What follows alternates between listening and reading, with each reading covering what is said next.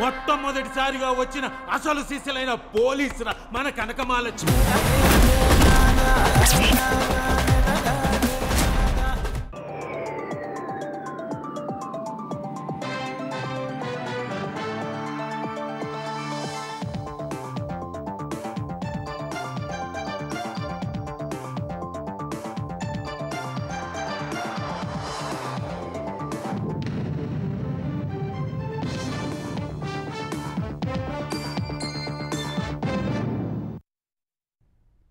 నమస్కారం, ETV news కి స్వాగతం. అల్పపీడనం ప్రభావంతో తెలంగాణలోని పలు జిల్లాల్లో వర్షాలు దంచికొడుతున్నాయి. ఉమ్మడి వరంగల్ జిల్లాను వర్షాలు అతలాకుతలం చేశాయి. చెరువులు, కుంటలు, వాగులు పొంగిపొర్లుతున్నాయి. హనుమకొండ జిల్లా పరకాలలో చలివాగు, కంటాత్మకూరు వాగు ఉధృతంగా ప్రవహిస్తుంది. వరంగల్ నగరంలోని పలు కాలనీలు వరద ముంపులోనే ఉన్నాయి. ముంపు ప్రాంతాలలో వరంగల్ మహానగరపాలక సంస్థ అల్పాహారం సహా భోజనాన్ని అందిస్తున్నారు. లోతట్టు ప్రాంతాలోని ప్రజలను ఖాళీ చేయించి పునరావాస కేంద్రాలకు తరలిస్తున్నారు. ములుగు జిల్లా వ్యాప్తంగా విస్తారంగా వర్షాలు కురుస్తున్నాయి. సూర్యాపేట జిల్లా హుజూర్ నగర్లోని వర్షాలు ఎర్రవాగు పొంగిపొలుతుండటంతో రోడ్డుపైకి వరద చేరి రాకపోకలకు అంతరాయం ఏర్పడింది. నేరేడుచెర్ల మండలం నరసయ్యగూడెంలో వాగులు, వంకలు పొంగిపొర్లుతున్నాయి. మంచిర్యాల జిల్లా తాండూరులోని రైల్వే అండర్ వంతెన మునిగిపోయింది. భీమిని మండలం పెద్దపేట, రాజారం మధ్య వాగు ఉధృతికి రాకపోకలు నిలిచిపోయాయి. ఎర్రవాగు, నల్లవాగు ఉప్పొంగి పొలాలను ముంచెత్తింది. ఆసిఫాబాద్, సందీప్ నగర్లో ఇళ్లలోకి వరద చేరింది. మంచిర్యాల జిల్లా మందమరిలోని కళ్యాణి ఖని ఉపరితల గనిలో బొగ్గు ఉత్పత్తి నిలిచిపోయింది. గనిలోని నీటిని తొలగించేందుకు అధికారులు చర్యలు చేపట్టారు. ఆదిలాబాద్ జిల్లా బోధ్ నియోజకవర్గంలో కుంటాల, పొచ్చెర, గాయత్రి జలపాతాలు ఉధృతంగా ప్రవహిస్తున్నాయి. మారుమూల ప్రాంతాల్లో వాగులు ప్రవహించడంతో రాకపోకలకు అంతరాయం ఏర్పడింది. హైదరాబాద్ శివారు ప్రాంతాల్లో వర్షాలు దంచికొడుతున్నాయి. పలు ప్రాంతాల్లోని డ్రైనేజీలు పొంగిపొర్లుతున్నాయి. రోడ్లపైకి వరద చేరి భారీగా ట్రాఫిక్ ఏర్పడి వాహనాలు నెమ్మదిగా కదులుతున్నాయి. బోయిన్పల్లి, తిరుమలగిరి, అల్వాల్, బొల్లారం, ప్యాట్నీ, ప్యారడైజ్, బేగంపేట్, మారేడుపల్లి ప్రాంతాల్లో ప్రధాన రహదారులు కాలనీలోకి వరద చేరింది. బషీర్బాగ్, నారాయణగూడ, హిమాయత్ నగర్, యాబేట్, స్కోటి, బేగం బజార్, సైఫాబాద్, ఖైరతాబాద్ పరిసరాల్లోనూ ఎడతెరిపి లేకుండా వాన కురుస్తోంది. భారీ వర్షానికి ఆఫీసులు, స్కూల్స్, కాలేజీలకు వెళ్లేవారు, ప్రయాణికులు ఇబ్బంది పడ్డారు. మియాపూర్, చందానగర్, లింగంపల్లి, గచ్చిబౌలి, మాదాపూర్, రాయదుర్గం, బంజారాహిల్స్, జూబ్లీహిల్స్ ప్రాంతాల్లో ఇదే పరిస్థితి. లంగర్హౌస్, గుడిమల్కాపూర్, గోల్కొండ, జియాగూడ, మెహదీపట్నం, ఆసిఫ్ నగర్లో కురుస్తున్న భారీ వర్షాలకు వాహనాలు నెమ్మదిగా కదులుతున్నాయి. అమర్పేట, కాచిగూడ, బర్కత్పుర, సైదాబాద్, చంపాపేట్, సరూర్నగర్ రోడ్లపైకి భారీ వరద చేరింది. వర్షానికి ఎల్బీ నగర్ వద్ద ట్రాఫిక్ ఏర్పడి విజయవాడకు వెళ్లే పలు వాహనాలు నెమ్మదిగా కదులుతున్నాయి. పశ్చిమ మధ్య బంగాళాఖాతంలో ఈ తెల్లవారుజామున ఏర్పడిన అల్పపీడనం ప్రభావంతో తెలుగు రాష్ట్రాల్లో విస్తారంగా వర్షాలు కురుస్తున్నట్టు హైదరాబాద్ వాతావరణ కేంద్రం తెలిపింది.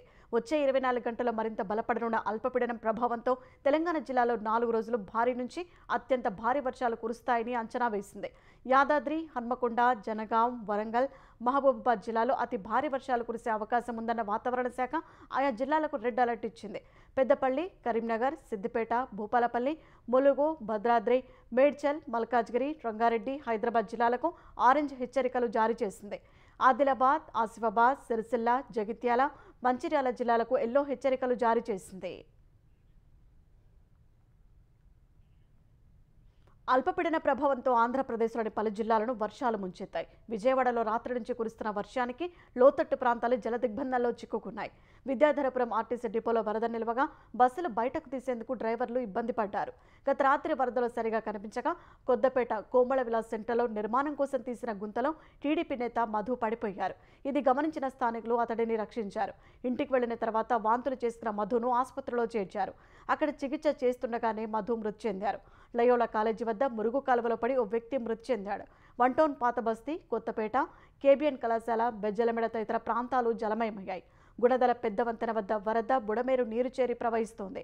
గుంటూరు జిల్లాలో లాంబద్ద కొండవిట్టి బాగు ఉధృతికి గుంటూరు, తాడికొండ మధ్య రాకపోకలకు అంతరాయం ఏర్పడింది. దుగ్గిరాల, తెనాలి, కొల్లిపర మండలాల్లోని పొలాలకు వరద చేరింది. తాడికొండ నియోజకవర్గంలో పలు గ్రామాలకు రాకపోకలు నిలిచిపోయాయి. ఓ కారు వరద ఉధృతికి కొట్టుకుపోగా అందులోని వారు బయటపడ్డారు. పేరేచెల్ల 6వ మైలు వద్ద ఇళ్లలోకి వరద చేరింది. పల్నాడు జిల్లా గురజాల నియోజకవర్గం, దాచేపల్లి, మాచవరం మండలాల్లో రోడ్లన్నీ జలమయమయ్యాయి. చర్లగుడిపాడు వద్ద నల్లవాగు ఉధృతంగా ప్రవహిస్తోంది. అనంతపురం జిల్లాలో ఎడతెరిపి లేని వర్షానికి కంది, ఆముదం, మొక్కజొన్న, వేరుశెనగ పంటలు నీట మునిగాయి. ఎగువ నుంచి వస్తున్న ప్రవాహంతో కృష్ణానదిపై అన్ని ప్రాజెక్టుల గేట్లు ఎత్తి నీటిని వదులుతున్నారు.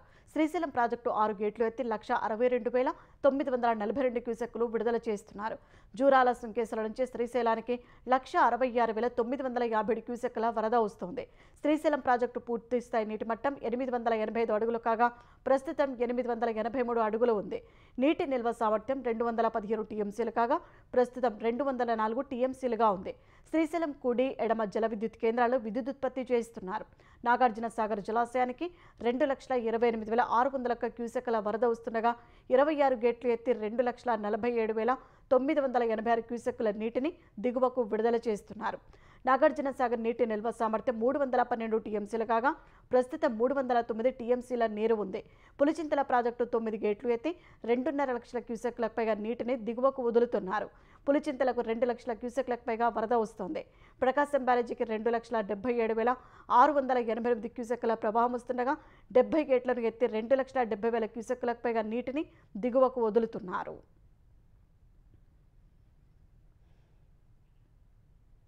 ఆంధ్రప్రదేశ్లో జిల్లాల పునర్వ్యవస్థీకరణ సమస్యల పరిష్కారానికి ప్రభుత్వం చర్యలు వేగవంతం చేసింది. ఈ నెల 29 నుంచి అధికారులు, ప్రజాప్రతినిధులు క్షేత్రస్థాయిలో పర్యటించి ప్రజల నుంచి అభిప్రాయాలు సేకరిస్తారని ఏపీ మంత్రులు వెల్లడించారు. సచివాలయంలో జిల్లాలు, మండలాలు, గ్రామాల సరిహద్దు, పేర్లు, మార్పులు, చేర్పులపై మంత్రివర్గ ఉపసంఘం చర్చించింది. ఈ సమావేశంలో మంత్రులు అనగాని సత్యప్రసాద్, నారాయణ, నిమ్మల రామానాయుడు, అనిత, బీసీ జనార్దన్ రెడ్డి, నాదెండ్ల మనోహర్ పాల్గొన్నారు. గత ప్రభుత్వం 26 జిల్లాలుగా విభజన ప్రక్రియను అస్తవ్యస్తం చేసిందని మంత్రులు మండిపడ్డారు. ప్రజా సమస్యల పరిష్కారానికే ప్రభుత్వం జీఓఎంను ఏర్పాటు చేసిందని స్పష్టం చేశారు. 13 ఉమ్మడి జిల్లాలోని ప్రజాప్రతినిధులు ప్రజలతో సమావేశమై వినతులు స్వీకరిస్తామని వెల్లడించారు.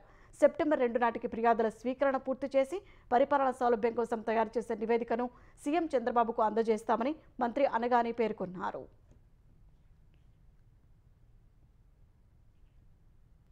కంచగచ్చిబౌలి భూముల అభివృద్ధికి సమగ్ర ప్రణాళిక సిద్ధం చేస్తున్నట్టు తెలంగాణ ప్రభుత్వం సుప్రీంకోర్టుకు తెలిపింది. కంచగచ్చిబౌలి భూముల వ్యవహారంపై ప్రధాన న్యాయమూర్తి జస్టిస్ బిఆర్ గవాయ్ నేతృత్వంలోని ధర్మాసనం మరోసారి విచారణ జరిపింది. ఈ విచారణలో భూముల అభివృద్ధికి సమగ్ర ప్రణాళిక రూపొందిస్తున్నట్టు తెలంగాణ ప్రభుత్వం చేసిన ప్రతిపాదనను స్వాగతిస్తున్నట్టు సీజీఐ తెలిపారు.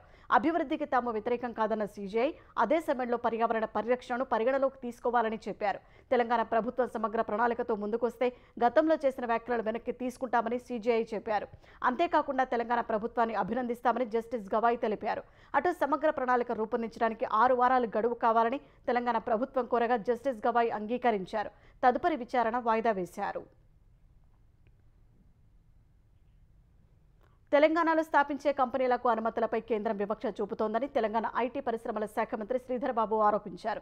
ఏపీకి ప్రాజెక్టులను కేటాయించి తెలంగాణను పక్కన పెడుతోందని ఆక్షేపించారు. ప్రపంచ స్థాయి అధునాతన ప్యాకేజింగ్ కంపెనీ ఏర్పాటుకు తెలంగాణ ప్రభుత్వం అన్ని ఏర్పాట్లు చేసినప్పటికీ కేంద్ర మంత్రివర్గం అనుమతి ఇవ్వలేదని మంత్రి చెప్పారు. మహేశ్వరంలో 10 ఎకరాల విలువైన భూమి కేటాయించడం సహా సబ్సిడీలకు అనుమతి ఇచ్చామని, అన్ని అనుమతులను రికార్డు స్థాయిలో ఇచ్చినప్పటికీ తెలంగాణపై కేంద్రం వివక్ష చూపుతోందనడానికి ప్రత్యక్ష నిదర్శనమని శ్రీధర్ బాబు వివరించారు. ఏపీలో మాత్రం భూ కేటాయింపు లేని కాగితాలకే పరిమితమైన ప్రాజెక్టులకు అనుమతులు ఇచ్చిందని ఆక్షేపించారు. ఇలాంటి చర్యలతో అంతర్జాతీయ పెట్టుబడిదారులకు కేంద్రం ఎలాంటి సందేశాన్ని ఇవ్వాలనుకుంటోందని మంత్రి ప్రశ్నించారు.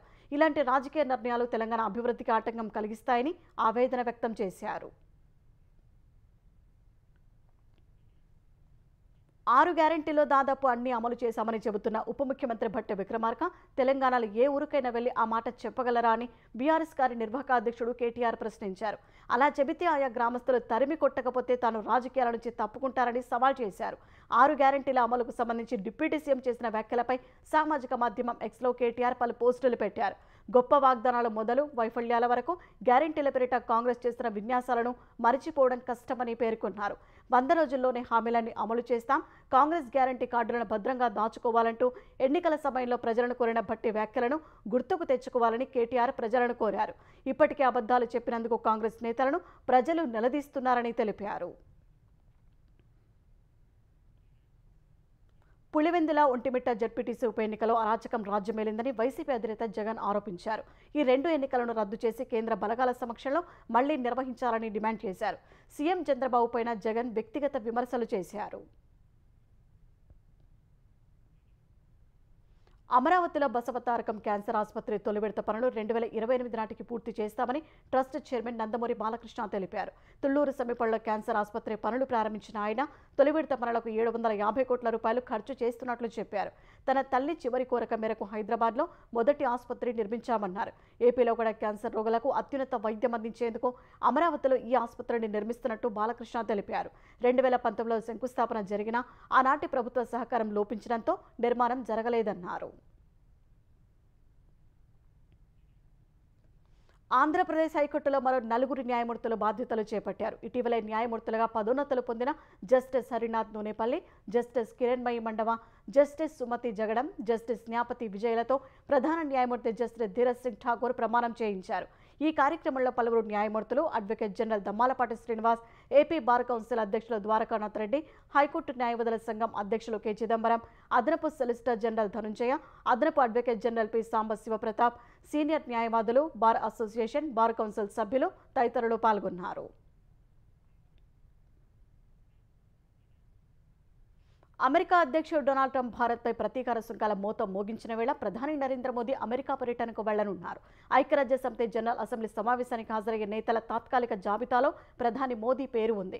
ఈ పర్యటనలో ప్రధాని మోదీ అమెరికా అధ్యక్షుడు ట్రంప్తో సమావేశమయ్యే అవకాశం ఉన్నట్లు అధికార వర్గాలు వెల్లడించాయి. ఐక్యరాజ్య సమితి 80వ జనరల్ అసెంబ్లీ సమావేశం సెప్టెంబర్లో జరగనుంది. ఈసారి ప్రధాని మోదీ ఈ సమావేశం కోసం అమెరికా వెళ్తే ఇరు దేశాల మధ్య నెలకొన్న వాణిజ్య సమస్యల పరిష్కారానికి బాటలు పడొచ్చని అధికారులు అంచనా వేస్తున్నారు.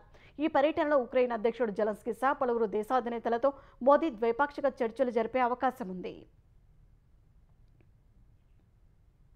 రాజస్థాన్ దౌసా జిల్లాలో ఈ తెల్లవారుజామున జరిగిన ఘోర రోడ్డు ప్రమాదంలో 7 పిల్లలు సహా 11 మంది దుర్మరణం చెందారు. తెల్లవారుజామున 5 గంటల ప్రాంతంలో మనోహర్పూర్ రహదారిపై ఆగి ఉన్న ట్రక్కును పికప్ వ్యాన్ ఢీకొనడంతో జరిగిన ఈ దుర్ఘటనలో మరో 8 మంది గాయపడ్డారు. రాజస్థాన్లోని ఖాటుశ్యామ్ ఆలయ సందర్శనకు పికప్ వ్యాన్లో వచ్చిన 20 మంది తిరిగిన స్వస్థలమైన ఉత్తరప్రదేశ్లోని ఎటావాకు వెళ్తుండగా ఈ ప్రమాదం జరిగింది. ఈ దుర్ఘటనలో చనిపోయిన వారిలో 7 పిల్లలు, 4 మహిళలు ఉన్నారు. క్షతగాత్రుల్లో ఒకరి పరిస్థితి విషమంగా ఉందని వైద్యులు తెలిపారు. ఈ ఘటనపై దిగ్భ్రాంతి వ్యక్తం చేసిన రాజస్థాన్ ముఖ్యమంత్రి భజన్లాల్ శర్మ క్షతగాత్రులకు మెరుగైన చికిత్స అందేలా చర్యలు తీసుకోవాలని అధికారులను ఆదేశించారు. దేశ రహస్యాలను పాకిస్తాన్కు చేరవేస్తున్నాడనే ఆరోపణలపై భారత రక్షణ పరిశోధన అభివృద్ధి సంస్థ డిఆర్డీఓ కాంట్రాక్టు ఉద్యోగి ఒకరిని పోలీసులు అరెస్ట్ చేశారు. రాజస్థాన్ జైసల్మేర్లోని Chandan field firing range DRDO guest house మేనేజర్గా పనిచేస్తున్న మహేంద్ర ప్రసాద్ను సిఐడి విభాగం అదుపులోకి తీసుకుంది. పాక్ గూఢాచార సంస్థ ఐఎస్ఐకి భారత రక్షణ శాఖకు సంబంధించిన సున్నితమైన సమాచారాన్ని నిందితుడు పంపిస్తున్నట్టు పోలీసులు గుర్తించారు. ఆగస్టు 15 వేడుకల దృష్టిలో పెంచుకొని నిఘాను మరింత పెంచిన వేళ నిందితుడి వ్యవహారం బయటపడినట్టు చెప్పారు. సామాజిక మాధ్యమాల వేదికగా నిందితుడు పాక్తో సంప్రదింపులు జరుపుతున్నట్టు పోలీసులు చెప్పారు. ఆపరేషన్ సింధూర్ తర్వాత తొలిసారి పాకిస్తాన్ పెద్ద ఎత్తున కవ్వింపులకు పాల్పడగా భారత్ సమర్థంగా తిప్పికొట్టింది. జమ్మూ కశ్మీర్లోని ఉరి సెక్టార్లో నియంత్రణ రేఖ వెంబడి పలువురిని భారత్లోకి పంపేందుకు పాక్ సైన్యం యత్నించగా భద్రతా దళాలు భగ్నం చేశాయి. ఈ క్రమంలో జరిపిన ఎదురుకాల్పులో జవాను అమరుడయ్యారు. బారాముల్లాలోని చురుండా ప్రాంతంలో ఈ ఘటన జరిగినట్టు అధికారులు తెలిపారు. చొరబాటుదారులకు పాక్ సైన్యం అండగా నిలిచి వారి కోసం కాల్పులు జరిపిందని చెప్పారు. ప్రతికూల వాతావరణాన్ని అనుకూలంగా మార్చుకొని చొరబాటుదారులు పారిపోయినట్టు అధికారులు తెలిపారు. ఢిల్లీ ఎన్సీఆర్ ప్రాంతం నుంచి వీధి కుక్కలన్నింటినీ ప్రత్యేక శిబిరాలకు తరలించాలన్న ఉత్తర్వులపై అభ్యంతరాలు వ్యక్తమవుతుండటంతో ఆ తీర్పు ఉత్తర్వులను పరిశీలిస్తారని సుప్రీంకోర్టు ప్రధాన న్యాయమూర్తి జస్టిస్ బిఆర్ గవాయ్ తెలిపారు. వీధి కుక్కలకు సంబంధించిన పిటిషన్ అత్యవసర విచారణకు రాగా సీజీఐ ఈ మేరకు పేర్కొన్నారు. ఢిల్లీలో ఎక్కడ వీధి కుక్కలు ఉండటానికి వీల్లేదని justice Pardiwala, justice R Mahadevan ధర్మాసనం ఈ నెల 11న తీర్పు వెలువరించింది. వీధి కుక్కల దాడుల కారణంగా ఢిల్లీ ఎన్సీఆర్ పరిధిలో రేబీస్ మరణాల సంఖ్య పెరుగుతుందన్న వార్తలను పరిగణలోకి తీసుకొని ఈ మేరకు తీర్పునిచ్చింది.